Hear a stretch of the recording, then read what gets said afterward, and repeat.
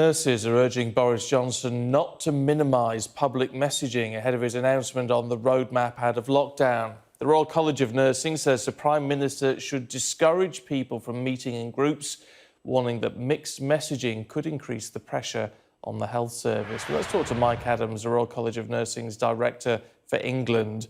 Good to see you this morning. Look, what are your key concerns here? Because clearly, in terms of lifting lockdown, any movement is going to involve some more social interaction. Yeah, absolutely. And obviously we totally understand that the country is absolutely desperate to get back to some sense of normality. And this is not a message to in any way to try and reject that idea at all. What we're concerned about is that as we move forward, if messaging doesn't stay really strong around hands, face and space, about the idea that the virus is still very active, across our population, there's a real risk that we trip back into an escalation of spreading the virus really quickly. And we now have a workforce that is desperate for some restoration in health and social care, that needs a moment of rest, and frankly would not probably be able to cope with another wave in the same way that we've just seen. I mean, how concerned are you although the Prime Minister is talking about lifting this in stages, and although he's talking about 4 tests before each stage can be met, there is a danger, isn't there, that at the minute things start to change, people are just going to pop, as it were. They're just going to let all the restrictions go. Yeah, there is obviously a risk, especially knowing how people are feeling about being on lockdown for so long now. That's why the messaging has to be really clear that this is going to be in stages. We are still at a moment of risk. Infection rates are still extremely high, and there is still extreme pressure on our health service. I think one of the other risks is that, we know now that our waiting lists and delayed care are at huge numbers because of the year we've just had, and there is a real risk that there will be a swift drive to get back to normal, to plough through these waiting lists. And how we move back to normality within our health service absolutely has to be based on the staff that we have available, what is safe to deliver, balanced against the obvious need of patients that exists. I mean, the one thing which has come from this pandemic is a renewal of the appreciation of the NHS and the people working within the NHS.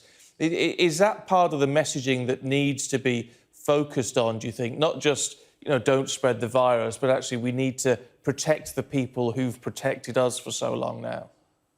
Yeah, I mean, that's a clear message coming from us. There is, as I just said, the staff need restoration. They need time to adapt back into roles that they've perhaps moved from. We've seen staffing levels stretch beyond what is reasonable and what is safe, and all of this needs to shift back to, I would say, what was normal. But even before the pandemic, we would say that staffing levels weren't where they needed to be to deliver the best possible care. So there is a real implication here that we don't put at risk creating further waiting lists, further pressures on the system by taking short-term actions now. You talk about the need for restoration and recuperation. How bad is it for nursing staff at the moment? It's as challenging as it has ever been for nursing staff. Anyone I talk to cannot describe a moment in their career that is like this. So we have had, many of our members have not had annual leave, any break for several months. Working additional hours to cover areas that are short-staffed through sickness and people needing to isolate. So it can't be underestimated the impact that this has had on our members, but also on the wider healthcare workforce. How do you go about then actually helping people through that? Because it's not just a case of having a couple of weeks off, is it? It's going to actually take a long time to sort of regain a bit of mental strength after all of this. Yeah, I think it's there was a great announcement over the weekend that the NHS are increasing their kind of mental health and wellbeing hubs across the country. That's fantastic news. We do need members to have access to whatever support they need, counselling service, occupational health services.